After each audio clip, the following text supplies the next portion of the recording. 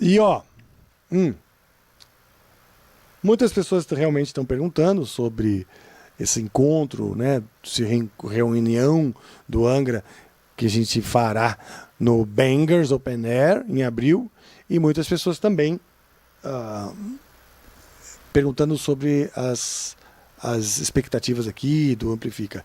E é o seguinte, alguns dos temas que vocês estão falando, eles serão temas de lives aqui durante o ano. Ou seja, quando a gente percebeu uma demanda grande, interesse grande por alguns assuntos, fiquem ligados que nós faremos conteúdos específicos sobre assuntos que são muito que tem muito interesse de vocês. É isso, tá bom? Bom, mas vamos lá. Coloca agora aí no chat quais assuntos ou temas que você mais quer ver no Amplifica em 2026. Deixa eu ver se estou fazendo certo aqui. Não, desculpa, falei de longe aqui, ó. É o gancho, a contextualização, inserir perguntas. Muito bem. Top 10, quer dizer, lá. Ah, tá tudo bem, pô. Acho que eu tô fazendo direitinho.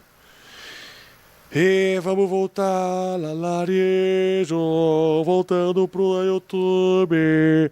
Amém. Aqui, ó.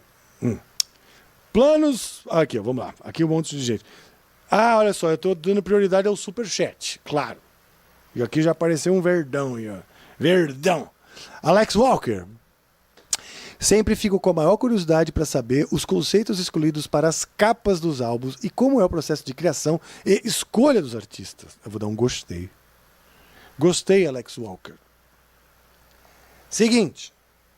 Como é que é, né? A capa, ela geralmente é a última coisa, né? Ela é uma representação. Primeira coisa é a música, né?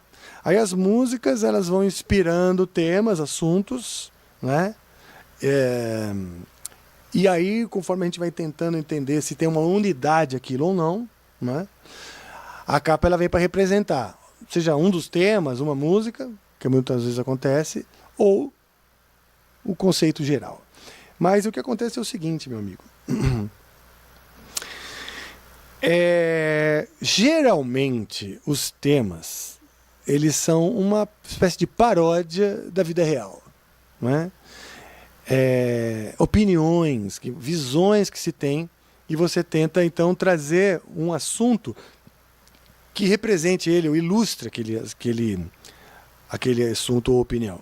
Vamos ser mais específicos. E são duas coisas. E o que a música pede, claro. Então, a música ela tem uma atmosfera musical, né? Ela tem um ritmo, ela tem uma pegada que gera melodias e tal, articulações da palavra, que isso já se afina com determinados discursos, né? Difícil, por exemplo, se a música tá... O cara cantou lá uma melodia que encaixa um riff, né? Que encaixa uma melodia bem... Se eu tô falando aqui, significa que eu tô falando de maneira enfática e articulada, com muitas sílabas, né, articuladas, e de maneira enfática. Então o discurso, o que eu vou escrever, tem que se encaixar nisso, certo? É um quebra-cabeça demorado. Então eu começo a procurar um discurso, porque não adianta só falar qualquer coisa. Então aí eu vou para um acervo que eu tenho de assuntos, de coisas que eu escrevo, que não são letras de música, são ideias, são opiniões. Às vezes uma frase, às vezes um parágrafo, às vezes uma crônica, um desabafo, não é? Hora da água. Aí eu chego lá e tento achar algo daquelas opiniões que eu tenho, ou algo que está aqui na minha memória, latente, que se enquadra nesse tom enfático de urgência. Certo? Isso é muito importante. Por quê?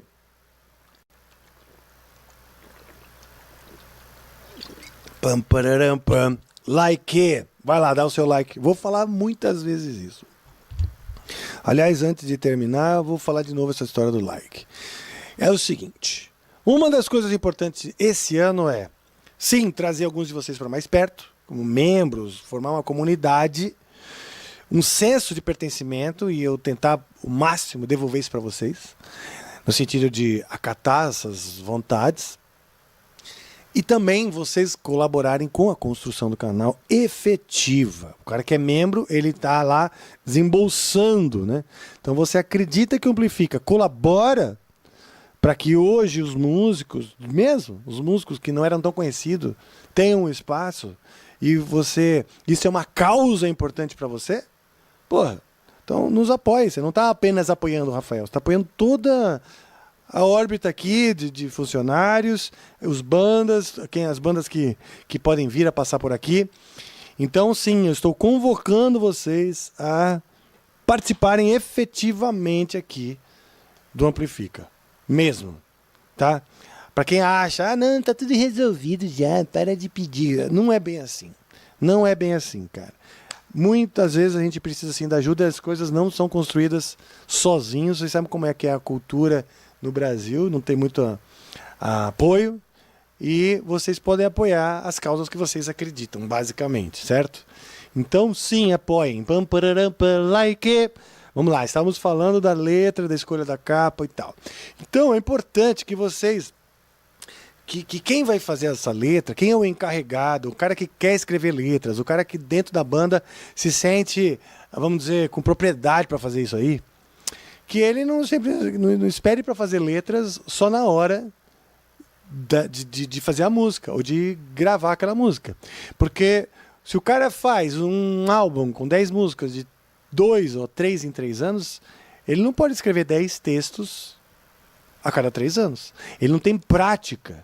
Ele não vai ter prática, ele precisa estar sempre escrevendo. Isso é muito importante. Está sempre escrevendo, sempre notando, tem um olhar, uma observação. O cara que vai fazer a letra, ele tem que trazer insights, um olhar diferente, uma observação. E isso, o cara tem que estar sempre anotando. O cara que é escritor de qualquer estilo, o cara que é quadrinista, o cara que é cronista, o cara que é poeta, tem que estar sempre, jornalista de maneira geral, sempre escrevendo, sempre com a mão na massa para ter a prática. Então a primeira coisa é isso. Entender o tom da música. Ela é mais meloso, né? Uma coisa romântica, tá? Então beleza, tá uma coisa romântica. Eu te amo, não vai embora, você me deixou, estou triste. As primeiras coisas que podem aparecer, mas o que de diferente você vai trazer para aquela música? Talvez o insight não venha na hora, por isso você tem que estar escrevendo. Aquela filha da puta. Quando você viveu a parada, você já escreveu algo sobre aquilo. E depois de você escrever algumas linhas, lá de repente vem uma frasinha que você fala, pô, essa frasinha que ela é legal, cara. Boa, vou botar na minha pastinha ali de ideias para um dia, servir. E aí você pega essa ideia, um título para uma música e fala, puta, esse título seria legal, hein? Então essa coleção é importante. Então você vai juntar o tom, não é? Que tipo de tema se adequa ali, e aí testando, não se convença com a primeira rima que deu certo, você fala, oh, que legal, não. Vá testando, muitas vezes a própria música Sprouts of Time, que é outra que eu teria mudado o título, porque eu queria escrever Seeds of Time, sementes do tempo, mas eu achava que era muito clichê. Aí eu botei Sprouts, que é brotos, né?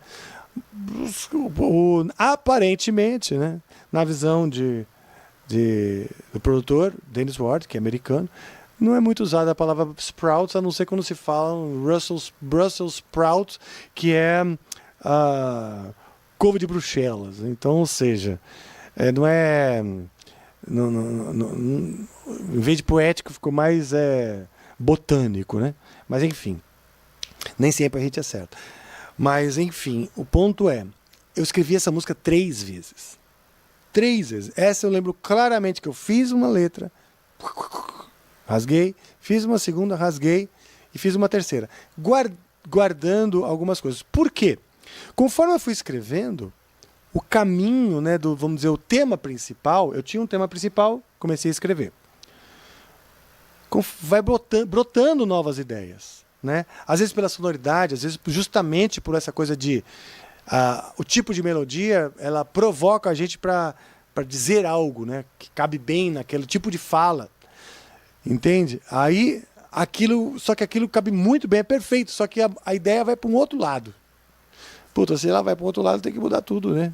Então muda tudo, porque isso aqui é muito legal. Vou manter isso e mudar o resto. Aí vai arquitetando.